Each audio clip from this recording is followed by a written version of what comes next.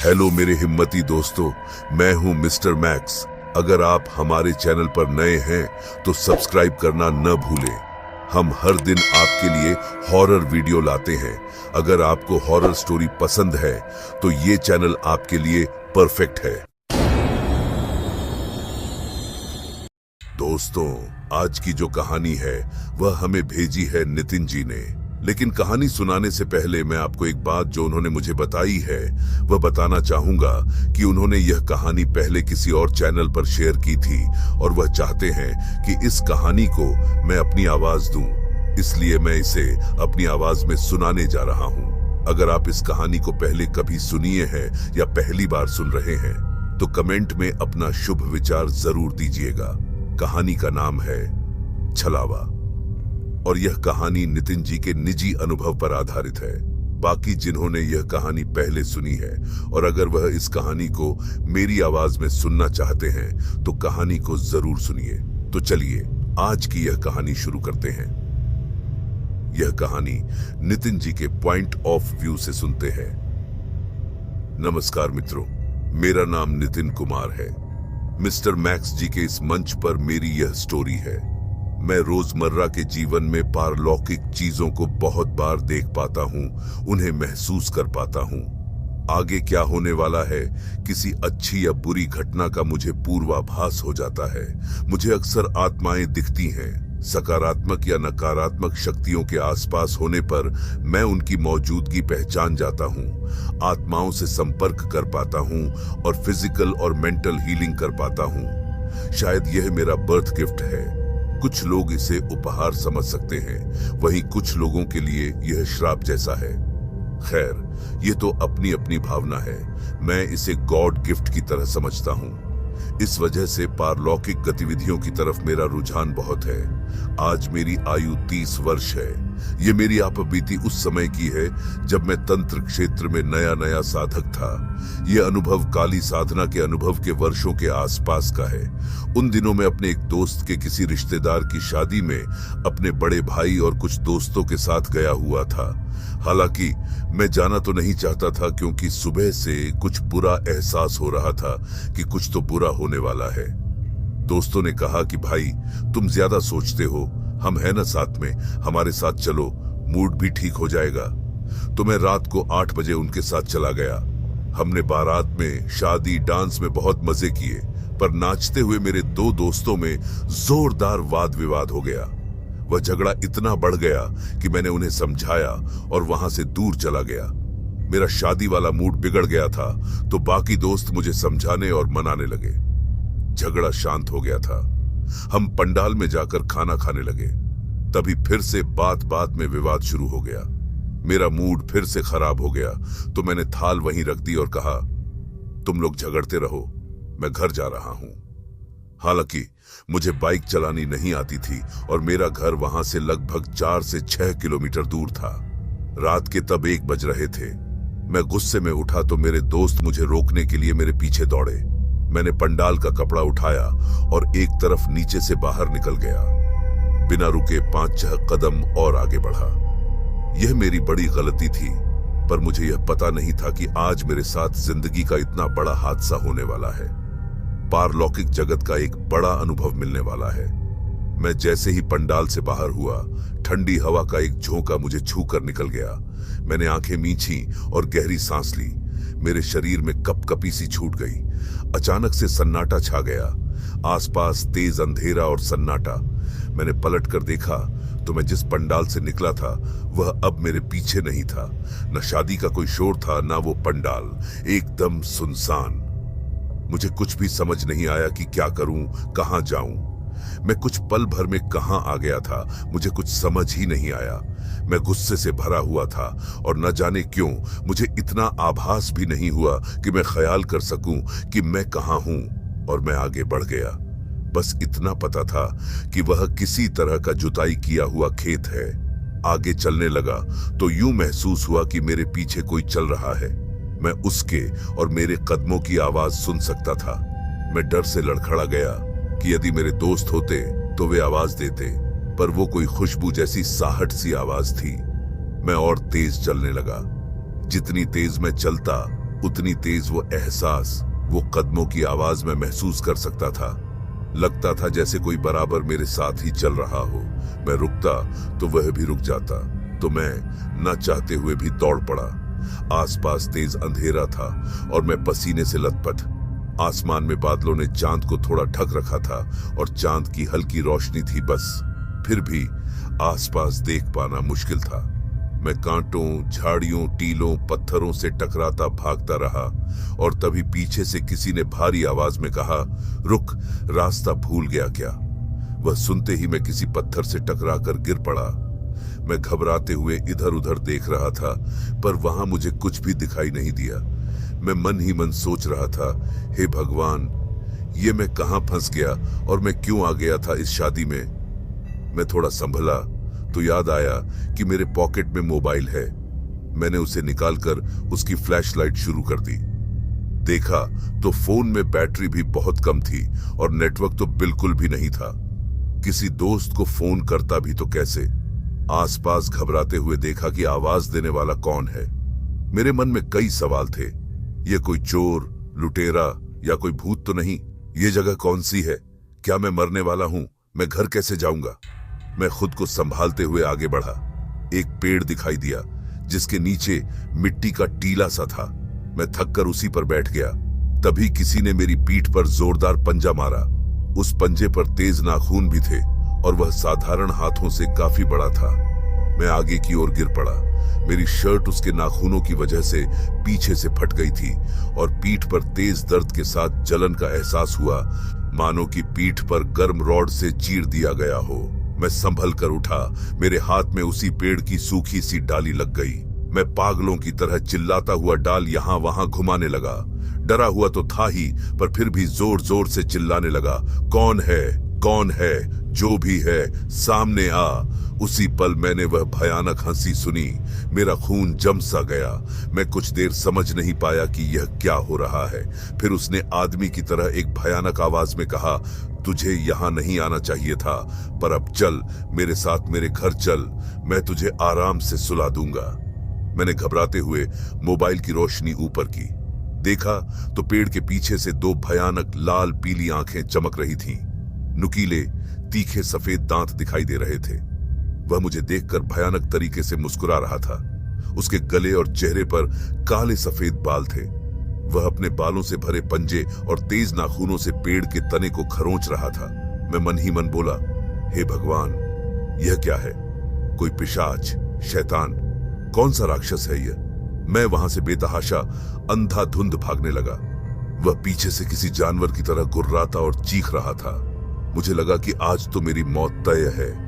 मैं उस जगह से कुछ दूर भागा तो एक कच्ची सड़क नजर आई। अंदाजा लगाकर मैं यह सोचकर दौड़ पड़ा कि इस रास्ते से कहीं तो पहुंच जाऊंगा। दौड़ते हुए मेरा गला सूख चुका था। मैं पसीने से लथपथ था और डर से बेहाल। अपने घर वालों के बारे में सोचकर परेशान था।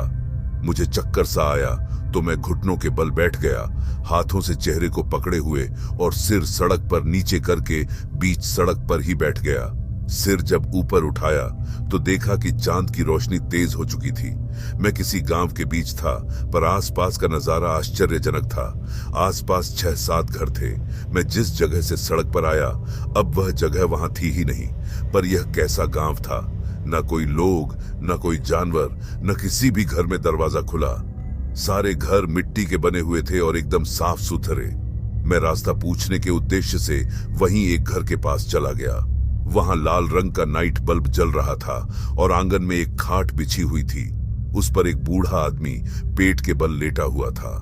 मैंने एक नजर फिर से आसपास देखा तो पाया कि पूरे गांव में सन्नाटा पसरा हुआ था। न हवा की आवाज, न झिंगुर की आवाज, एकदम भयानक और डरावनी सी शांति।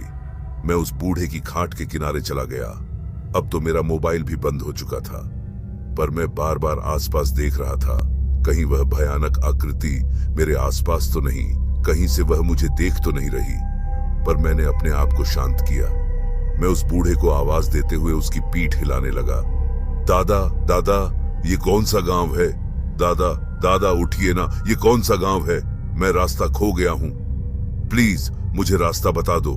मैं बहुत डरा हुआ हूं, बहुत प्यास लगी है। दादा प्लीज उठो ना। और तभी मुझे एक आवाज आई, रास्ता भूल गया है तो जाकर घर के भीतर सो जा या मेरे बगल में सो जा।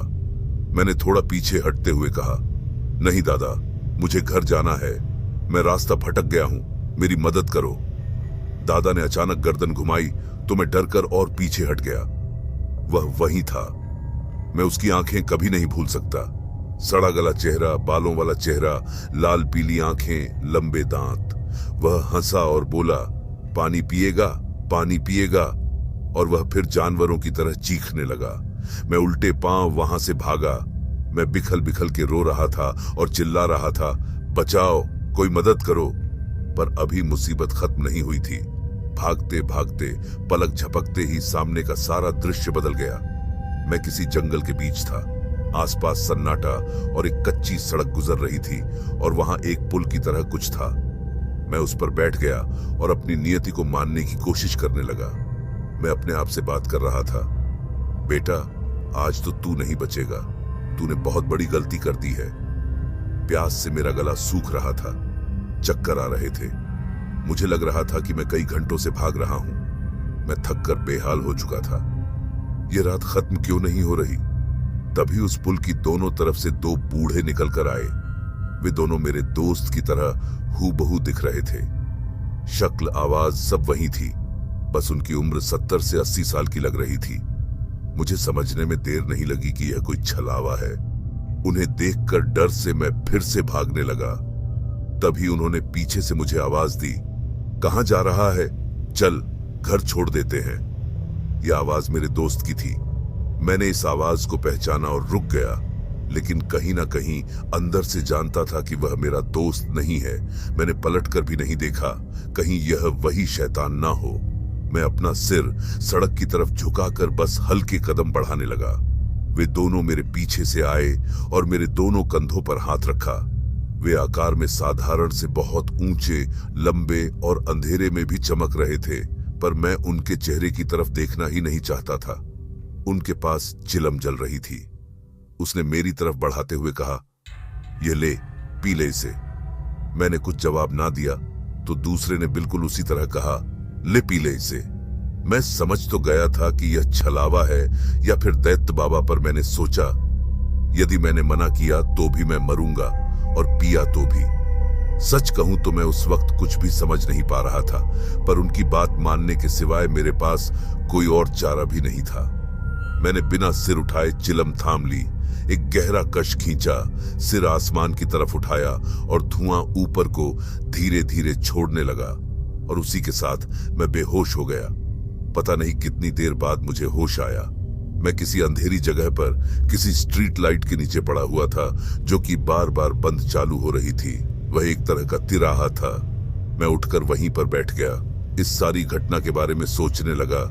वह शैतान, वह बूढ़ा, वो दो चिलम वाले, वह जगह। समझ आ रहा था कि यह छलावा था, जिसे हमारे क्षेत्र में भूलन भैर या डगर भूलनी भी कहते हैं। फिर मुझे ध्यान आया कि किसी सयाने बुजुर्ग ने बताया था कि अगर सीधे पांव का जूता उल्टे पांव में और उल्टे पांव का जूता सीधे पांव में डाल लो और उल्टे पांव के नीचे से मिट्टी उठाकर सिर के पीछे फेंको और पलटकर पीछे न देखो तो छलावा पीछा करना बंद कर देता है और हमें सही रास्ता मिल जाता है। मैं इस बात की पुष्टि नहीं करता, पर मैंने ऐसा ही किया। फिर धीरे धीरे आंखों के सामने सब धुंधला सा होने लगा और एकदम से अंधेरा छा गया। मैं सड़क पर फिर घुटनों के बल बैठ गया और अपनी आंखें मलने लगा। मुझे लगा कि मैं फिर से बेहोश होने वाला हूं, पर कानों में शादी वाली वह आवाज आने लगी, ढोल ताशे की आवाजें। सामने देखा तो वही पंडाल था जिससे मैं बाहर निकला था। मैं दौड़ा और जल्दी से पंडाल का पर्दा उठाया। मेरे दोस्त मेरे सामने थे। वो मुझे ढूंढने के बाद आपस में बहस कर रहे थे कि नितिन तुम्हारी वजह से गया, अब आसपास के अंधेरे में कहां ढूंढे उसे। मैं उनकी तरफ दौड़ा और उन्हें धक्का मारा। सालों, मरा नहीं हूं मैं। वे घबरा कर मेरे गले लग गए। मैंने उन्हें कसकर गले लगा लिया। वह तब मुझसे पूछने लगे कि मेरी हालत ऐसे कैसे हो गई थी। मैंने उन्हें बहुत गालियां दी, पर उन्होंने बताया कि मेरे टेंट से निकलने के बाद वे भी उसी जगह से निकले थे, पर मैं उन्हें कहीं दिखाई नहीं दिया। वे गाड़ियों से हर रास्ते पर मुझे ढूंढ चुके थे। उन्हें लगा कि मैं किसी से लिफ्ट लेकर घर पहुंच गया हूं, पर जब उन्हें खबर हुई कि मैं घर भी नहीं पहुंचा तो वे मुझे वहीं पर ढूंढने लगे थे। उन्होंने मुझे फोन भी किया था, लेकिन मेरा फोन कवरेज क्षेत्र से बाहर आ रहा था। मेरी हालत देखकर वे सभी बहुत ज्यादा घबराए हुए थे, क्योंकि मैं तब भी कांप रहा था। कपड़े और शरीर की हालत अस्त व्यस्त थी। मैंने खूब पानी पिया, अपना मुंह धोया और समय पूछा कि क्या वक्त हो रहा है। तो उस वक्त रात के मात्र 2 बजे थे। मतलब मुझे पूरी रात भागने दौड़ने का अनुभव हुआ है और यहाँ बस 1 घंटा बीता है। मैं तुरंत घर के लिए निकला और रास्ते में हनुमान जी का मंदिर पड़ा। वहां सिर झुकाया और उसके बाद घर आ गया। अगले पूरे दिन मुझे तेज बुखार और पीठ में दर्द रहा। तबीयत ठीक होने के अगले दिन मैं दिन में वापस उसी जगह पर चला गया। मैंने उस रात जिन जिन जगहों को देखा था, उन जगहों से मिलती जुलती कोई भी जगह वहां नहीं थी। ना वह पुल, ना वह तिराहा और ना ही वह गांव और वह पेड़। आज भी वो वाकया मुझे याद है। उस भयानक रात की यादें आज भी मेरे दिमाग में जिंदा हैं और जब भी मैं उन यादों को सोचता हूं, मेरी धड़कन तेज हो जाती है। मैं आज तक नहीं समझ पाया कि मैंने किसी दूसरी दुनिया के दरवाजे पर दस्तक दी थी या फिर किसी अलग आयाम में प्रवेश कर गया था। वह जो भी था, एक छलावा, एक पैरेलल यूनिवर्स जैसी कोई अज्ञात जगह या आत्माओं की दुनिया। लेकिन उस पूरे अनुभव के बाद मेरा एक ही मानना था कि वे 2 चमकीले और एक जैसे दिखने वाले आदमी कोई और नहीं बल्कि दयत बाबा थे और उन्हीं की मदद से मैं उस भयानक छलावे से बाहर आ पाया था। तो दोस्तों, यह था मेरा अनुभव, मेरे जीवन की एक भयंकर याद। उम्मीद है आपको यह किस्सा पसंद आया होगा।